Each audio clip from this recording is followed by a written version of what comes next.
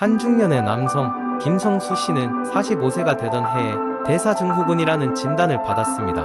회사에서의 긴장감 넘치는 생활과 바쁜 일상 속에서 체중이 조금씩 늘어나던 찰나였습니다. 높아진 혈압과 혈당 수치가 병원 검진 결과로 나타났고, 의사는 성수 씨에게 생활 방식을 바꾸지 않으면 건강에 심각한 위험이 생길 수 있다고 경고했습니다. 처음 대사증후군이라는 말을 들었을 때 성수 씨는 다소 당황스러웠습니다. 남의 이야기처럼 느껴졌던 건강의 적신호가 자신에게 찾아왔다는 사실을 실감하기까지 시간이 조금 걸렸습니다. 대사증후군은 고혈압, 높은 혈당, 복부 비만, 낮은 HDL 콜레스테롤 수치 등이 복합적으로 나타나는 상태로 심장병 및 당뇨병의 위험을 높인다는 것을 알게 되자 건강을 본격적으로 관리하기로 마음먹었습니다. 우선 의사는 그의 체중 조절을 가장 중요한 첫 번째 과제로 제시했습니다. 성수 씨의 목표는 매달 2kg씩 감량하는 것이었고, 이는 무리하지 않는 범위 내에서 건강을 해치지 않고도 실천 가능한 목표였습니다. 그는 매일의 식단을 꼼꼼히 점검하고 저칼로리 음식 위주로 섭취하기 시작했습니다. 아끼고 아꼈던 야식과 달콤한 디저트를 조금씩 줄였으며, 식사를 할 때마다 균형 잡힌 영양소가 포함된 식단을 챙겼습니다. 심지어 요리를 직접 해보며 새로운 취미를 찾기도 했습니다. 채소로 가득 찬 샐러드와 통곡물을 이용한 요리로 메뉴를 풍성하게 만들어갔습니다. 직장에서도 도시락을 싸왔고, 식사 시간에는 천천히 꼭꼭 씹으며 음식의 맛을 음미했습니다. 이렇게 작은 변화들이 모여 그의 체중은 점차 줄어들기 시작했습니다. 또한 규칙적인 운동도 병행했습니다. 처음에는 헬스장을 등록하며 시작했지만 바쁜 업무 때문에 자주 가지 못하는 것이 아쉬웠습니다. 그래서 그는 매일 아침 출근 전 30분씩 동네를 도는 산책부터 시작했습니다. 걷기가 주는 상쾌함을 느끼며 점차 속도를 내기 시작했고, 주말에는 조금 더 긴 시간 동안 달리기를 하거나 자전거를 타며 운동량을 늘려갔습니다. 운동을 하다 보니 점점 몸이 가벼워짐을 느끼게 되었고, 체력이 조금씩 향상되는 것이 분명했습니다. 성수 씨는 매일 일정한 시간에 운동을 고수하며 규칙적인 생활이 주는 안정감과 건강 개선 효과를 직접 경험하게 되었습니다. 그 결과 그는 단순히 체중 감소뿐만 아니라 그의 혈압과 혈당 수치를 안정적으로 유지할 수 있게 되었습니다. 시간이 지남에 따라 김성수 씨는 자신만의 건강 관리 루틴을 확립하며 대사증후군이라는 도전 과제와 싸우면서 얻은 교훈을 주변 사람들에게 전파하기 시작했습니다.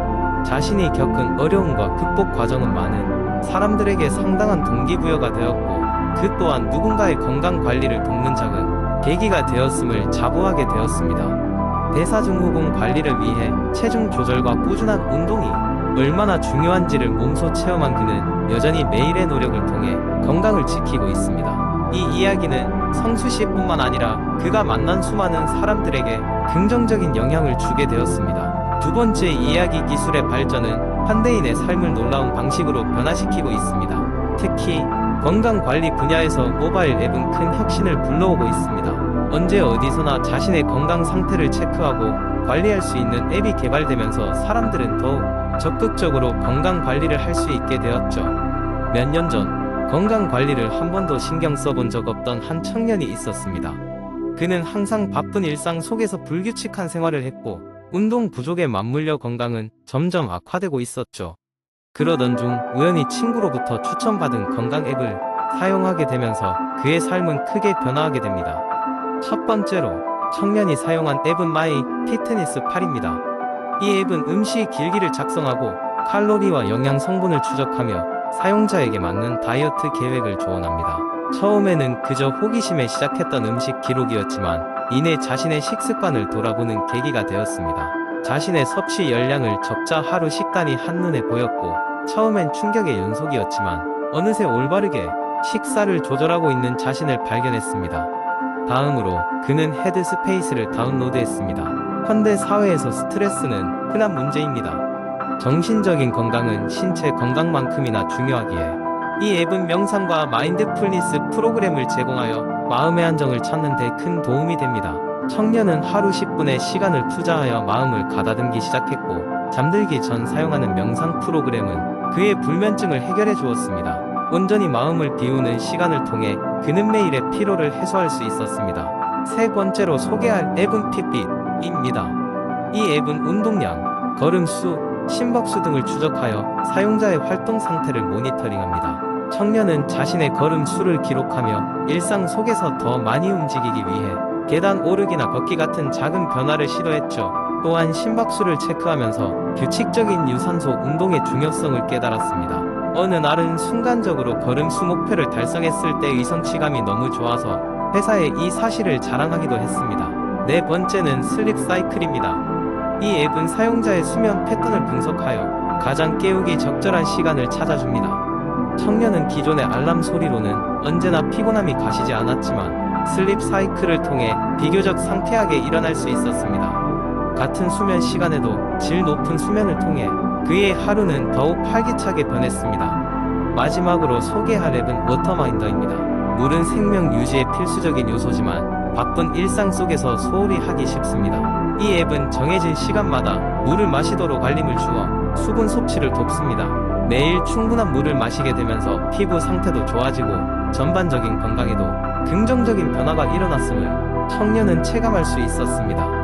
위의 모든 앱을 통해 청년은 단지 신체의 변화뿐 아니라 생활 습관과 정신 건강에도 긍정적인 변화를 가져왔습니다. 더 이상 건강 관리가 막연하고 어려운 일이 아니라는 것을 깨닫게 되었고 그는 지금도 꾸준히 이러한 앱들을 통해 삶을 관리하고 있습니다. 건강한 삶은 특별한 날에만 지키는 것이 아니라 일상의 작은 변화에서부터 시작된다는 것을 보여주는 이야기가 아닐까요? 각자의 필요에 맞는 건강 앱을 찾아 나만의 건강을 지키는 여정을 시작해보는 건 어떨까요? 세 번째 이야기. 어느 날 회사원인 민수는 심한 허리 통증에 고통을 겪고 있었다. 그는 매일 앉아서 일하는 시간이 길어지면서 집에서 휴식을 취할 때도 등이 뻐근하고 자세가 구부정해지곤 했다. 그러던 중 그는 자신의 건강을 챙기기로 마음먹고 잘못된 자세를 교정하기 위한 방법을 찾기 시작했다. 민수는 먼저 인터넷에서 관련 정보를 찾아보았다. 그는 여러 전문가들의 의견을 수렴하여 간단하면서도 효과적인 자세 교정 운동법을 찾기 시작했다. 그 중에서도 그는 고양이와 소 자세 스트레칭, 벽에 기대어 선 자세, 그리고 몸통 비틀기 운동을 집중적으로 시도해보기로 했다. 첫 번째, 고양이와 소 자세 스트레칭은 간단하면서도 전신의 근육을 이완시켜줄 수 있는 운동이었다. 매트에 네 발로 서서 척추를 활처럼 굽혔다 폈다 하며 천천히 호흡하는 이 운동은 민수에게 상당히 상쾌한 기분을 안겨주었다. 그는 매일 2번, 아침과 저녁 시간에 이 운동을 통해 근육이 조금씩 풀어지는 것을 느낄 수 있었다. 두 번째, 벽에 기대어 선 자세는 벽에 온몸을 기대어 등을 곧게 펴고 서 있는 운동이었다. 이 운동은 심플해 보였지만 막상 유지하려고 하니 척추가 틀어지지 않도록 신경 써야 했고 목표 자세를 유지하기 위해 집중하는 민수에게 많은 도움을 줬다. 그는 점심시간마다 회사 건물 복도에서 이 운동을 하였는데 동료들도 그의 열의를 보고 그를 따라하며 함께 건강을 챙기는 모습을 보여주었다. 세 번째로는 몸통 비틀기였다. 의자에 앉아 다리를 고정한 채 상체만 비틀어주는 이 운동은 사무실에서도 쉽게 할 수 있어 민수의 맞춤 운동이 되었다. 그는 이 운동을 통해 척추 주변의 근육을 고르게 사용하게 되어 하루가 갈수록 통증이 줄어드는 것을 경험했다. 이렇게 차근차근 운동을 하다 보니 어느새 민수는 예전보다 올바른 자세로 업무를 볼 수 있게 되었다. 그리고 허리 통증도 크게 완화되었다. 그는 자신이 발견한 이 운동들이 일상 속에서 언제든 쉽게 할 수 있는 운동임을 느꼈고 그 결과는 자신의 건강 상태로 증명되었다. 민수는 시간이 지나 그의 경험을 주변 사람들에게도 나누기로 결심하였다. 그는 직접 자신이 만든 작은 플래너를 동료들에게 전하며 그들이 자신의 건강을 개선하는 데 도움을 줄 수 있기를 바랬다.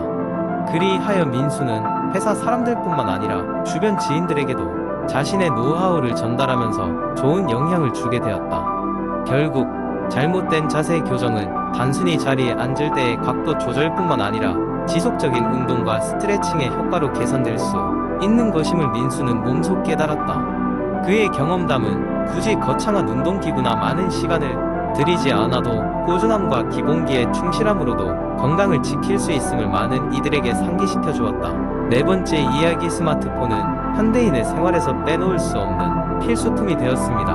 그러다 보니 어느새 우리의 삶이 디지털 기기에 갇혀 버린 것은 아닌지 생각하게 됩니다. 몇 년 전만 해도 친구와의 수다나 독서, 음악 감상이 취미였지만 이제는 몇 시간 동안 스마트폰 화면에서 눈을 떼지 못하는 자신을 발견하고는 깜짝 놀랄 때가 많습니다. 그러던 어느 날 문득 스마트폰 없이 살아보기 도전을 해보자는 생각이 들었습니다. 디지털 디톡스, 나는 새로운 여정을 시작해보겠다고 결심한 것이죠. 이왕 하면 제대로 하자는 마음으로 단순히 스마트폰을 잠깐 내려놓는 것이 아니라 완전히 잊고 한 주를 보내보기로 했습니다. 친구들에게도 미리 알려두고 만약 비상이 생길 경우에 대비해 집 주소와 부모님의 연락처를 공유했습니다. 디지털 디톡스 첫날, 아침에 일어나면 가장 먼저 스마트폰을 확인했던 습관을 버리는 것부터 시작했습니다. 대신 스트레칭으로 몸을 깨우고 간단한 아침 식사를 했습니다. 아침 공기가 상쾌해 산책을 나섰습니다. 그동안 눈에 들어오지 않던 주변 풍경이 새롭게 보였습니다. 시간이 있어도 늘 바쁜 것처럼 느껴졌던 삶에서 벗어난 기분이었습니다. 첫째 날 오후가 되자 스마트폰 없이 무엇을 해야 할지 난감해졌습니다. 일단 책을 꺼내들고 베란다에 앉았습니다. 책 속에 깊이 빠져들 수 있었고 그동안 잊고 있었던 독서의 매력을 되찾았습니다. 문득 문장이 마음에 들어 큰 소리로 읽어보기도 했습니다. 모든 것이 정적이었기에 활자 하나하나에 집중할 수 있었습니다. 둘째 날부터는 자유 시간이 더욱 늘어난 느낌이 들었습니다. 요리를 배우기로 마음먹고 영상을 참고하지 않고 책자를 통해 따라 해봤습니다. 그 과정에서 실패한 요리도 있었고 때로는 성공적인 한 끼를 만들어 가족들과 나누며 함께 웃기도 했습니다. 요리의 즐거움, 그동안 바쁜 일상에 쫓겨있고 지냈던 부분을 다시 살려낼 수 있었습니다. 대화가 많아진 가족들을 통해 스마트폰에 너무 많은 시간을 할애하고 있었다는 것을 깨달았습니다. 가족들과의 대화 속에서 나와 다른 생각, 새로운 시각을 발견하게 되었으며 스마트폰보다 소중한 것을 많다는 걸 실감하게 되었습니다. 스마트폰 없는 하루하루가 지나면서 마음속까지 가득 채워지는 느낌이 들었습니다. 디톡스 5일 차에는 친구와 만나기로 했습니다.